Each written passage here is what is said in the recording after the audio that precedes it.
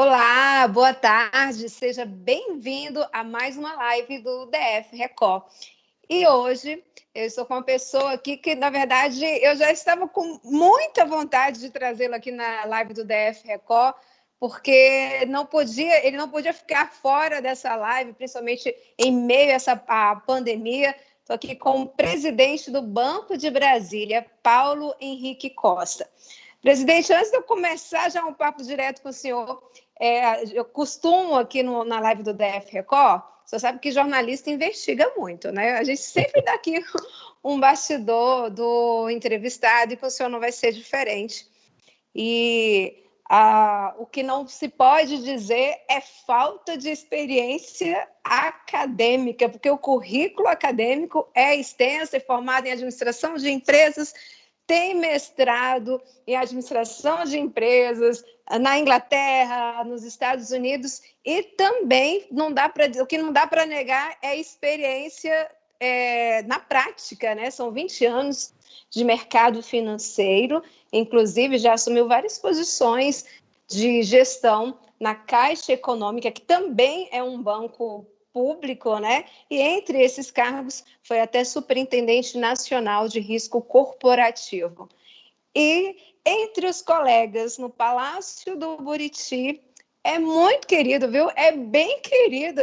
Olha, presidente, você sabe que eu fiquei assim, não que eu fiquei surpresa, mas é impressionante, é consenso entre os colegas do Palácio do Buriti, esse sentimento de gratidão para com o senhor. Todos falam que é de fácil acesso, que é muito querido e é a pessoa de resolver, não é uma pessoa que enrola, resolve. Boa tarde, presidente. Seja bem-vindo. Boa tarde, Mara. Boa tarde a todos que nos acompanham na live DF Record. Eu tenho algum tempo de estrada, né, de verdade, no sistema financeiro. Eu entrei em banco no antigo HSBC Bamerindos como estagiário no final da década de 90 e fiz uma carreira passando por várias instituições financeiras, públicas e privadas, de todos os tamanhos e de todos os tipos. Então, bancos pequenos de investimento, bancos maiores como a Caixa, um banco público, e tem sido uma honra, a convite do governador Ibanez, fazer esse trabalho no Banco de Brasília. Uma transformação grande que, entre outros objetivos, tem o fortalecimento do banco como principal agente de políticas públicas do governo do Distrito Federal. A razão desse bom relacionamento com todos os secretários é entender a importância deles e como o BRB precisa estar à disposição de cada uma das pastas, construindo soluções para transformar a vida do cidadão de Brasília e dos nossos clientes. Pois é, secretário. Naturalmente, eu não pode falar. Interromper, a carreira acadêmica faz parte disso, né? Nosso mundo vive transformações enormes, a inovação cada vez mais tem guiado as nossas vidas, guiado as mudanças no sistema financeiro, e eu sempre procurei, por meio da academia, me manter atualizado. O senhor sabe, desculpa eu ter interrompido o senhor, você sabe que desde quando eu fiz o convite ao senhor, eu conversei com vários secretários, né? E foi consenso eles falarem que a escolha do governador Ibanez Rocha para colocá-lo à frente do BRB foi uma das mais acertadas do governador. Acho que isso é importante deixar registrado, né? Como a gente fala bastidores, então a gente tem que falar bastidor bom também, né, presidente? E isso, o senhor acha que isso também, essa questão da experiência do senhor em relação à questão do mercado financeiro, ajudou a trazer essa notoriedade do Banco de Brasília, porque a gente percebe isso, né, do ano passado para cá, que foi quando o senhor assumiu a gestão, essa notoriedade, uma notoriedade maior do Banco de Brasília, em várias questões, mas o senhor acha que essa experiência no mercado financeiro também tem ajudado nessa condução? Esse é um elemento chave, né? O conhecimento do que é um banco, de como um banco público precisa atuar, da capacidade que esse banco tem de transformar vidas e ajudar os clientes a realizar sonhos são fundamental para que a gente consiga fazer a diferença. Agora, em meio à pandemia, não tem como a gente falar, né? Essa questão da atuação do banco. Como é que foi isso? A gente tem aí o Super ADF, que foi um carro-chefe em relação à questão, né, de linha de crédito para os empresários, para os pequenos empresários. E a gente sabe que houve até a prorrogação dessas linhas de crédito para esses empresários. Na verdade, era um valor, depois acabou sendo um valor bem maior. Como é que foi trabalhar essa questão da linha de crédito em meio a questão da pandemia, que a gente não dá para dizer, né? Não tem como não negar que o novo coronavírus trouxe uma crise, né? Sim, Mara. O SuperADF tem, acredito, muitos méritos. O primeiro deles foi a rapidez com que a gente conseguiu produzir o programa. Foi o primeiro programa anunciado no país. Ele começou a funcionar no dia 18 de março. Tinha planejamento original de ir até 30 de junho, foi estendido até 30 de setembro. Todo mundo pensa muito nessa frente do crédito, mas, na verdade, ele era composto de 3 pilares. O primeiro deles era cuidado com a saúde. Então, como o BRB cuidaria dos seus clientes, ajudaria a cuidar dos cidadãos e dos seus empregados, os membros da nossa equipe, durante esse período de pandemia. Envolveu muitas ações, desde distribuição de máscara, de álcool, até a mudança na nossa forma de trabalhar. O segundo pilar, também importante, foi o de proteção social. O conjunto de programas do GDF que a gente implantou e que beneficiou mais de 122 mil famílias, desde fornecendo alimentação a crianças em idade de creche, passando por idade escolar, até o programa de renda emergencial, pão e leite, e inclusive o mobilidade cidadã. E o terceiro pilar, que todo mundo também conhece muito bem, foi a parte do crédito. Nós iniciamos com um planejamento de movimentar cerca de R$1 bilhão no Distrito Federal e fechamos o programa com praticamente 4 bilhões e 400, beneficiando 7.500 empresas e mais de 30 mil pessoas físicas, seja com linhas de crédito novas, com carência, com taxa de juros reduzida e com refinanciamento, concessão de pausa de até 180 dias nas operações de crédito que já existiam. Uhum. Eu lembro, secretário, assim, logo assim, no início, já para meados da questão do isolamento, em que o comércio estava fechado, o setor produtivo estava reclamando muito. Olha, se voltar, a gente não vai ter dinheiro para poder investir, a gente precisa de dinheiro para poder investir. E aí, tanto é que teve essa notícia, né? O setor produtivo até agradeceu dessa questão da prorrogação do Supera. E aí, a gente trouxe também aqui na live do F-Record a ex-secretária de empreendedorismo, Fabiana de Lúcia, que ela, na época, uma das reclamações do setor produtivo era assim, olha, a gente não está conseguindo o empréstimo, a gente não está conseguindo isso, está conseguindo aquilo. E aí ela falou assim, olha, existem outras possibilidades, né? E, como o senhor falou, não existe só o SuperADF. O BRB trouxe várias possibilidades para esse empresário que realmente se viu acuado em meio à pandemia. Queria que o senhor explicasse e até mesmo deixasse claro, né, para quem está acompanhando aqui a live, porque às vezes a pessoa pensa, não, só o Supera, eu não consegui, não sei o quê, só que acabou esquecendo de ver outras possibilidades. O Supera veio complementar uma atuação do BRB para os empresários. O BRB, até o final de 2018, era um banco muito focado simplesmente no servidor, que é um cliente muito importante, mas como banco público a gente precisava se aproximar do setor produtivo. Então, nesse 1 ano e 9 meses de trabalho, nós criamos várias linhas de crédito novas. O BRB voltou a operar com o FCO, Fundo do Centro-Oeste, a gente voltou a operar com recursos do BNDES, portanto, todas as linhas que vêm do BNDES destinadas ao empreendedorismo também estão operacionalizadas pelo BRB. Nós passamos a trabalhar com o Fundo Garantidor do SEBRAE e o FGI, que é um outro fundo garantidor. Além disso, nós temos uma série de linhas próprias. Nós temos as linhas de capital de giro, linha de investimento, BRB Desenvolvimento, que é um produto novo que financia investimentos e desenvolvimento em até 20 anos, com 2 anos de carência. Então, o Supera, ele é um recorte, um pedaço dessa estratégia de pessoa jurídica que foi montado especificamente para o período da pandemia. Mas a gente continua ativo, reconhece o setor produtivo como um parceiro importante que precisa de um banco público ativo, interessado em gerar desenvolvimento, emprego e renda. E o acesso ao crédito, de fato, no início da pandemia, foi muito difícil. Acho que a condição psicológica de todas as pessoas, de todos os empresários, a incerteza, uma parte das agências funcionando numa condição mais limitada. O que a gente viu no tempo é que a gente ganhou velocidade e aproximadamente 70% de todos os clientes que nos procuraram, pessoas jurídicas, saíram com crédito.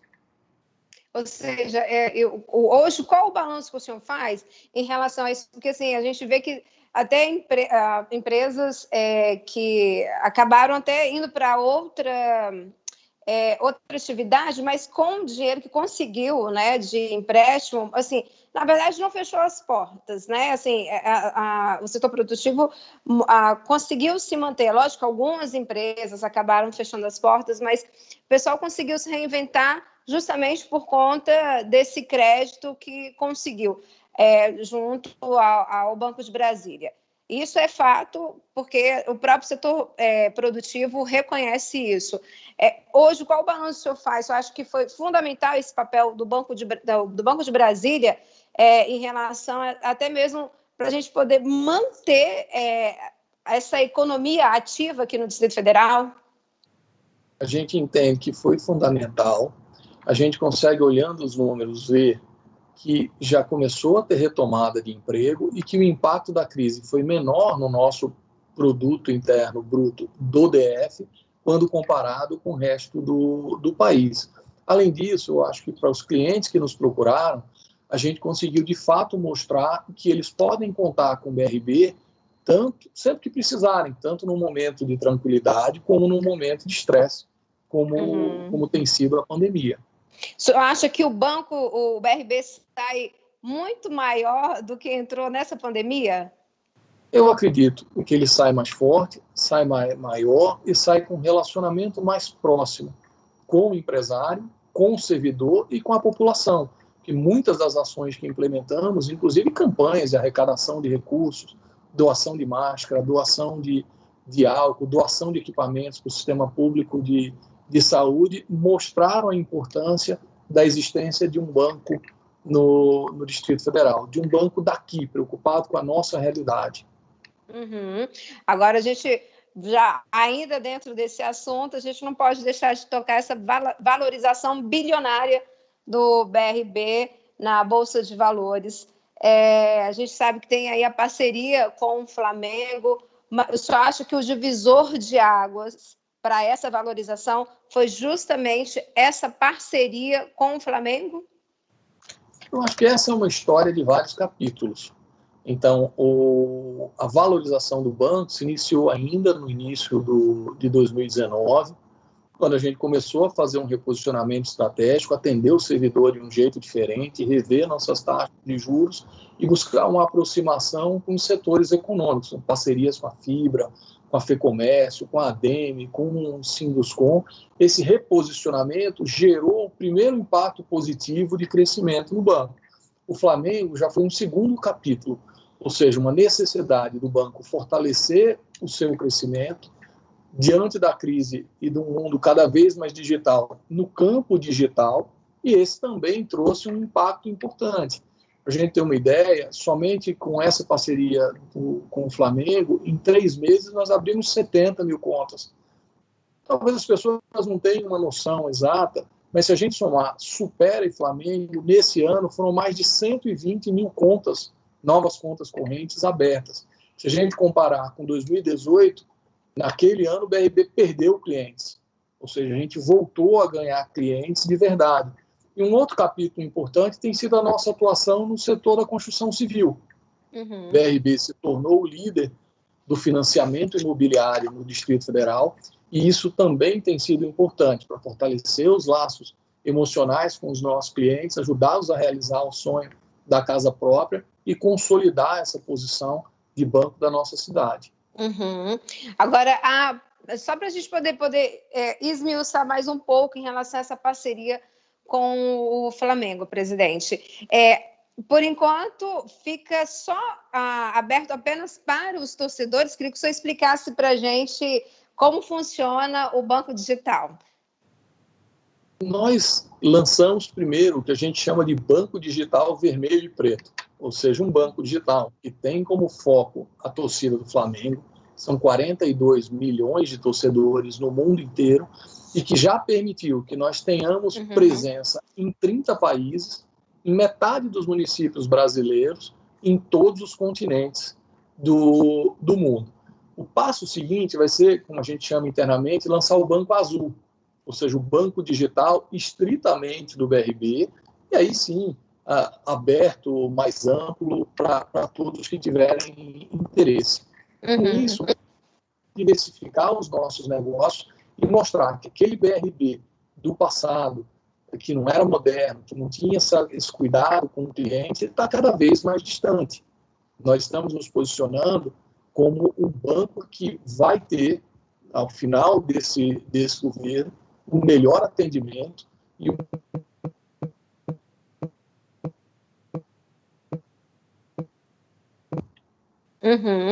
Presidente, em relação ainda, né, o banco digital, houve qual a adesão dos torcedores até agora? Qual o balanço que tem da adesão dos torcedores no banco digital? Você falou que são mais de 30 países, são 30 países, né? Além do Brasil, mais 30 países. Exatamente. Presença em 30 países, um crescimento muito, muito importante. Então, essa, na verdade, é uma parceria estratégica com o Flamengo, né? A gente prevê que, em algum momento, isso pode virar, inclusive, um outro banco, com ações negociadas em bolsa e virando um negócio próprio. A gente pensa muito na lógica tradicional de banco, mas não é. Né? Isso é uma plataforma de relacionamento e de oferta de experiências à torcida do Flamengo. Agora, para quem está acompanhando a nossa live, né, vamos colocar algo mais coloquial, né? O que isso... Porque, às vezes, a pessoa que está em casa, ela fala assim, mas o que isso me interessa? Né?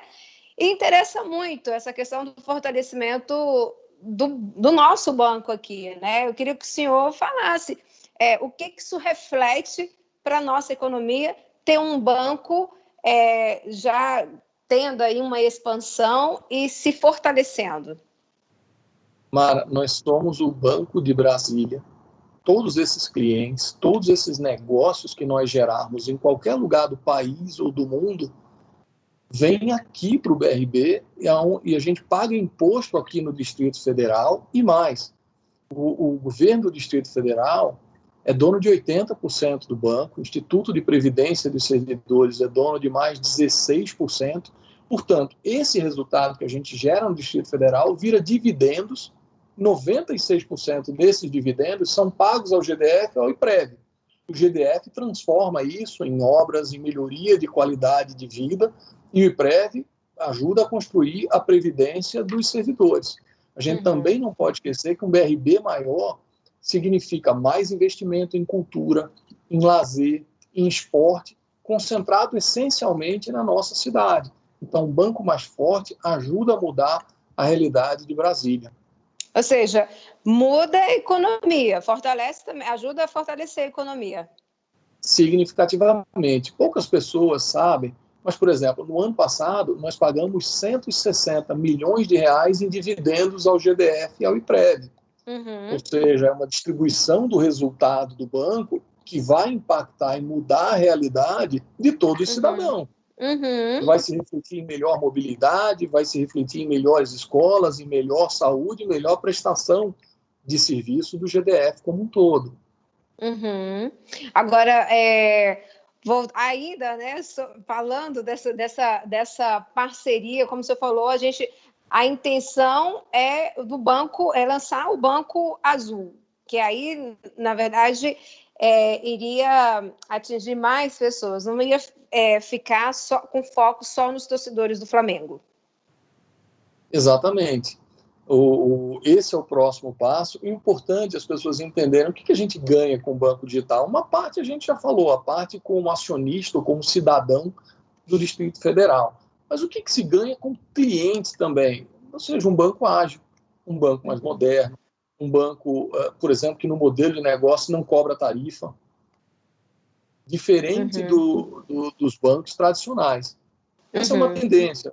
Os mais jovens, as pessoas mais antenadas, cada vez mais buscam essas experiências digitais, e o BRB, propondo a ser um banco completo, capaz de atender todas as necessidades dos seus clientes, não podia deixar de entrar nesse mundo digital. E há uma previsão para já lançar o Banco Azul, presidente? Em janeiro, o Banco Azul vai ser lançado. E eu sei que o senhor não pode falar dos números, né, em relação a essa questão do primeiro trimestre, até por uma questão, não pode falar mesmo. Mas há um otimismo em relação a essa parceria, ao balanço do primeiro trimestre dessa parceria? Há um otimismo. Como eu falei, já são 70 mil contas abertas com o Flamengo, a gente tem uma quantidade importante de cartões, a gente está sendo surpreendido com o volume de transação, ou seja, os clientes que vieram e abriram essas contas, de fato, são clientes que estão usando esse novo banco. E a gente também tem um otimismo em relação ao BRB como um todo.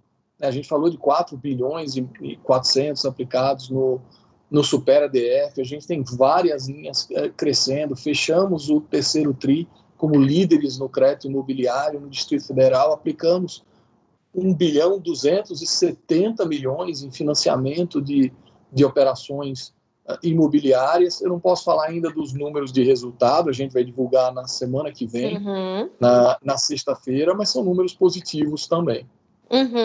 Agora, antes a gente via muita reclamação, o senhor até apontou isso, de clientes falando da questão do sistema operacional, que o banco saía do ar, bem na hora que a pessoa precisava ir lá, sacar o dinheiro. Era, assim, exemplos aqui não faltam, assim, e isso acabava criando uma chateação muito grande do cliente, como o senhor disse, maioria servidor, né, aqui no Distrito Federal. Do ano passado para cá, qual o balanço que o senhor faz em relação à questão do sistema operacional do banco, na questão do atendimento? Melhorou? Mara, melhorou muito. Nós estabelecemos desde o início do trabalho como uma prioridade recuperar a imagem do BRB. Eu vi durante a transição muita gente reclamando, falando que entrava, que o sistema ficava fora do ar, que muitas vezes as pessoas iam até abastecer o carro, não conseguiam passar o cartão. Naquele momento a gente estabeleceu como prioridade melhorar a disponibilidade e a estabilidade de todos os nossos sistemas. Hoje a gente tem uma estabilidade e disponibilidade próximo de 98,5%, ou seja, nos mesmos patamares da nossa concorrência. E a gente vai continuar melhorando, a gente tem investido muito nisso. Recentemente, para se preparar para o banco digital, a gente aumentou a nossa capacidade produtiva e desempenho do banco em aproximadamente 40%. Ou seja, a gente tem capacidade de crescer muito, ainda assim oferecendo um padrão de qualidade, estabilidade e experiência. A gente precisa pensar na experiência também. Há um mês lançamos um aplicativo novo do BRB, um mobile, que a gente tem recebido muitos elogios, um feedback positivo em relação ao tamanho da mudança que aconteceu. E o senhor acha que também a questão da experiência do banco acabou resolvendo um problema no transporte aqui do Distrito Federal, que era a questão da bilhetagem, que era um grande problema. Inclusive, o governador Ibanez Rocha teve até que acabou de vez, né, com o DF Trans, justamente para evitar problemas. O senhor acha que a experiência do banco acabou de vez com esse problema de cartão, de bilhetagem? Ontem fez um ano que nós assumimos o sistema de bilhetagem do transporte público. A estabilidade do sistema nesse período foi altíssima. A gente não tem reporte de nenhum incidente relevante ao longo desse período inteiro. A experiência de banco, acostumado com sistemas de alta disponibilidade, um ambiente muito controlado, muito fiscalizado, foi fundamental para que a gente pudesse entregar esse resultado. É muito curioso, hoje a gente tem sido procurado até por outros estados e outros municípios perguntando se a gente tem interesse em assumir o sistema de bilhetagem em outros lugares. Ou seja, uma experiência que começou a se transformar em mais um produto do BRB a ser negociado fora de Brasília.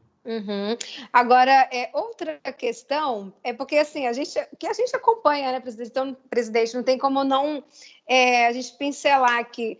Outra questão assim que a gente recorda muito na verdade, houve até várias manifestações de servidores reclamando da questão dos financiamentos que não conseguiam pagar. E o BRB acabou fazendo campanhas de negociação intensas, né, esse ano, dando um bom desconto. A adesão foi boa? Foi muito boa. A gente atuou em 3 frentes, Mara. A primeira delas foi uma campanha de educação financeira, implantada logo no início do ano passado, em que a gente reduziu taxa de juros e reestruturou muitas operações dos servidores. Naquela época, a gente chegou a atender mais de 60% do público-alvo, que era quem tinha um grande comprometimento de renda. Na sequência, a gente também reviu as taxas de juros para todos os clientes. O que a gente percebia era que o BRB, naquele momento, não praticava taxas compatíveis com a concorrência, elas estavam mais altas. Então, era natural que o servidor, como nosso principal cliente, reclamasse. E a terceira frente de trabalho foi revisar os processos de atendimento. A gente entende que ainda tem um caminho importante de melhoria a ser implantado. A gente está iniciando a reforma de algumas de nossas agências, refazendo a segmentação de todos os nossos clientes, para que eles tenham o atendimento que merecem, com qualidade, com cuidado, e que fiquem cada vez mais satisfeitos com o seu banco. Então, vou fazer aqui um desafio, tá? Você acha que até o final da gestão do senhor, como é que o senhor vai entregar esse Banco de Brasília? Eu acredito que ele vai ser um banco boutique, né? Ou seja, um banco que as pessoas vão ter orgulho de ir nas agências, vão reconhecer a modernidade, a velocidade e a capacidade do banco de entender as necessidades dos seus clientes. Ele também vai ser um banco que atende tanto o servidor quanto as pessoas físicas que trabalham na iniciativa privada e o setor produtivo. Ele vai ser um banco presente na vida também da população, financiando obras, financiando o esporte, a cultura, o lazer, tendo um atendimento, um alcance, inclusive, social bem maior do que o que a gente tem. Orgulhar. Você sabe que a gente sempre anuncia, né? Antes de ter o entrevistado, a gente anuncia o que a gente vai falar. E a gente não teve, e geralmente assim, o pessoal aproveita porque é um momento assim, de reclamação, um momento de sugestão. E o senhor sabe que não, quando a gente anunciou, não houve nada, nenhum questionamento, né? Nenhuma reclamação. Pelo contrário, elogios. Então, assim, como jornalista, assim, a gente tem que reportar tudo, eu estou reportando também. A gente tem que reportar também o que é bom, né? Agora, vamos falar da questão do plano de saúde. A gente sabe que o plano de saúde do GDF, a gente sabe que o BRB vai ser a operadora, né? Foi colocada como a operadora. É uma responsabilidade grande do banco, até mesmo porque era muito esperado esse plano de saúde entre os servidores aqui do Distrito Federal. Mas, ao mesmo tempo, o que se fala, né? O que se fala até mesmo entre os opositores do governador Ibanez Rocha, é que o plano de saúde vai ser como se fosse a carta de apresentação do governo, né? Porque depois de tantas promessas, tantos governadores prometeram, mas acabaram não cumprindo, e o governador Ibanez Rocha foi lá e cumpriu. É uma responsabilidade grande a questão do plano de saúde aqui, presidente? É uma responsabilidade enorme, Mara. Seja pelo tamanho, a gente espera chegar a ter 500 mil vidas beneficiadas pelo plano de saúde, mas também uma oportunidade de atender um pleito dos servidores do Distrito Federal de mais de 20 anos e uma oportunidade de fortalecer os laços do BRB também com os servidores. Sempre a gente vai tocar esse ponto de que a população do Distrito Federal pode contar com o BRB. Então, os servidores também poderão contar com o BRB para cuidar desse elemento mais importante que é a nossa vida. E acho que merece destaque a atuação, primeiro, a orientação firme que a gente recebeu do governador Ibanez de colocar esse plano de pé. Segundo, o envolvimento do gestor do plano, que é o INAS, presidido pelo Ney Ferraz, e o apoio da Secretaria de Economia. O secretário André foi super importante ao fazer todos os ajustes necessários, orçamentários, para que a gente pudesse seguir adiante. Não é uma decisão fácil do governo assumir um desafio desse tamanho, e o governador, junto com essa sua equipe coordenada e integrada, foram capazes de fazer essa entrega. Iniciamos ontem as adesões, na verdade, anteontem, e a partir do dia 3 de dezembro, o plano já vai estar prestando atendimento hospitalar de emergência aos servidores da saúde, que é o primeiro grupo que está tendo acesso às adesões.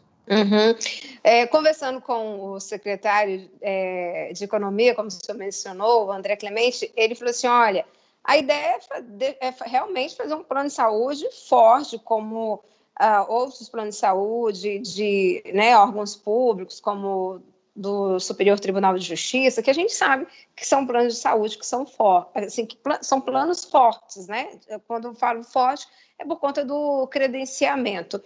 Quando a gente fala de 500 mil pessoas, é tipo, nossa, é audacioso. É um plano audacioso, presidente? Ele é um plano audacioso em todos os seus aspectos. Como a gente já falou, a coragem e a determinação do governador de atender um pedido de mais de 20 anos dos servidores.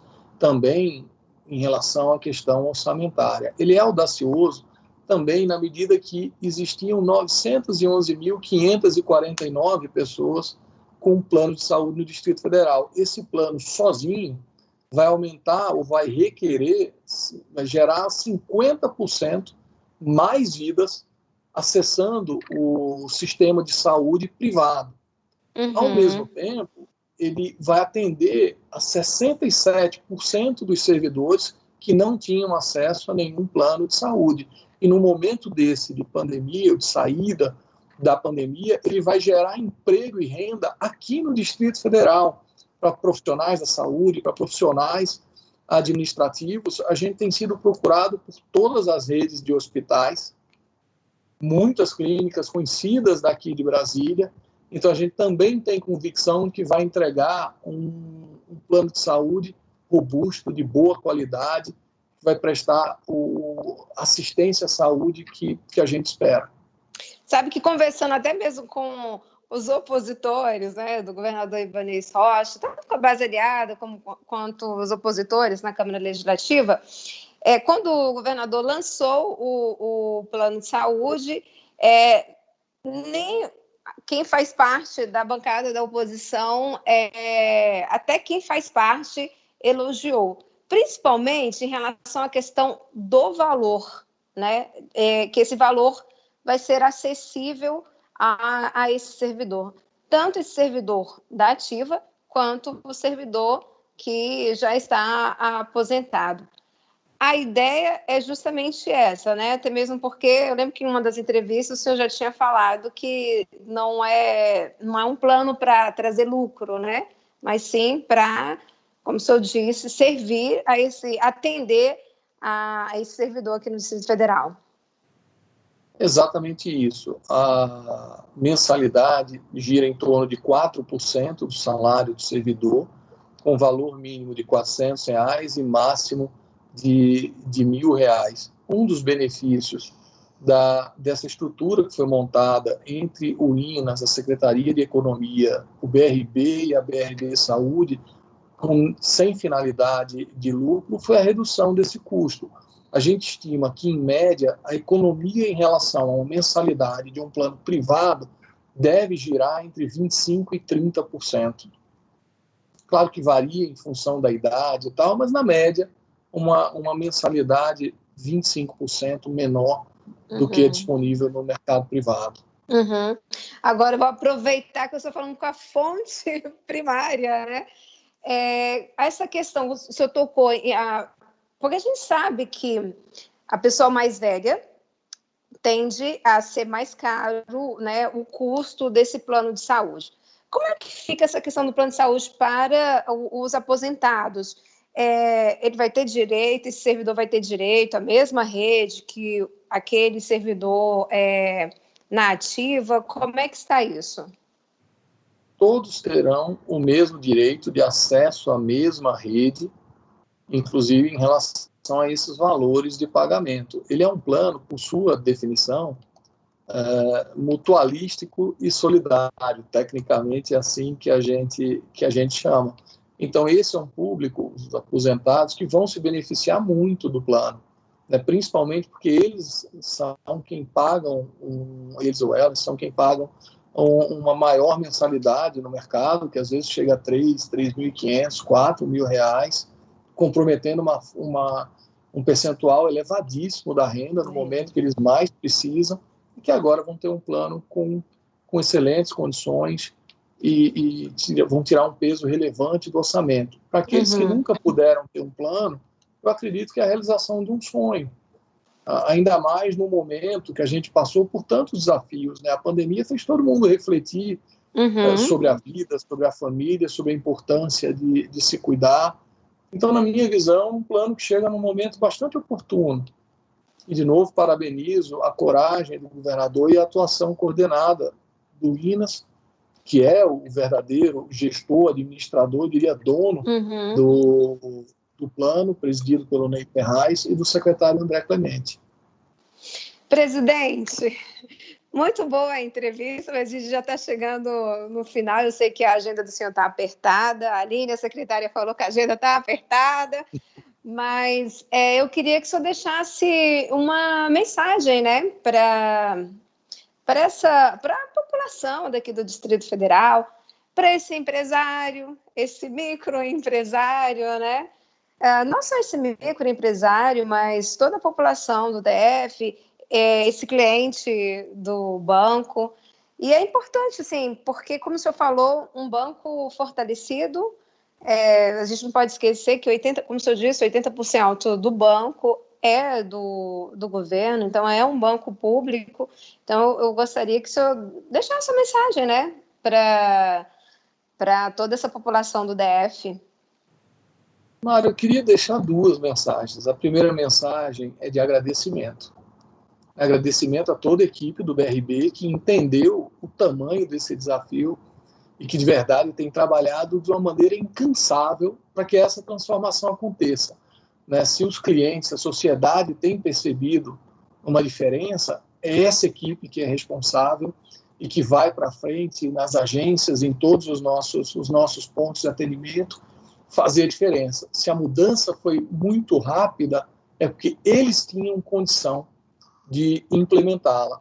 O mesmo agradecimento que a gente faz aos clientes, que procuram o BRB, que estão aqui todos os dias, que nos dão voto de confiança de fazer negócios com o banco. E a segunda mensagem também é uma mensagem de confiança, uma mensagem de esperança.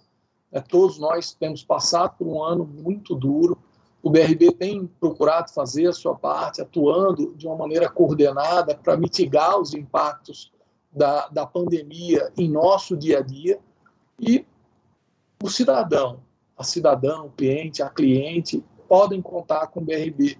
Um banco público local, ele tem um poder de transformação da realidade, geração de emprego, renda, geração de desenvolvimento econômico, social e humano enorme. Contem com o BRB. Muita coisa ainda está por ser feita e a cada dia a gente vai perceber essa modernização, essa presença e o impacto do BRB na vida de cada um. Muito obrigado pela oportunidade de estar aqui com você, de estar com todos que estão nos acompanhando, de certa forma, contar uma parte dessa história e prestar contas sobre tudo que tem sido feito. Imagina, a gente que agradece, e você que acompanhou a nossa entrevista aqui com o presidente do Banco de Brasília, Paulo Henrique Costa, você pode também curtir, compartilhar essa live, porque toda vez que você compartilha o Instagram entende que o assunto é relevante, o assunto é muito relevante. Na verdade, compartilhe para o seu amigo servidor a respeito também da questão do plano de saúde. E, presidente, olha, muito obrigada. E eu também quero parabenizá-lo, viu, pela gestão do BRB. Eu acho que a gente, como jornalista, a gente tem essa função também de informar tudo, né? A gente não informa só o que é ruim, né? Como dizem por aí, mas a gente tem que informar também o que é bom. E quando é bom, a gente tem que reconhecer que é bom, né? Então, assim, meus parabéns à frente da gestão do BRB. A gente percebe, a gente que acompanha, né? Como jornalista, como imprensa, a gente que acompanhou algumas mazelas também, né? Alguns problemas no banco, a gente percebe essa mudança, nessa mudança de gestão, quando o senhor já ficou à frente do banco. E parabéns por estar fortalecendo, como o senhor disse, um banco que é um bem público aqui da sociedade brasiliense. E muito obrigada pela sua participação, por ter aberto um espaço na sua agenda e ter participado aqui com a gente na live do DF Record. Obrigado, Mara. Obrigada. Tchau, tchau. Até logo.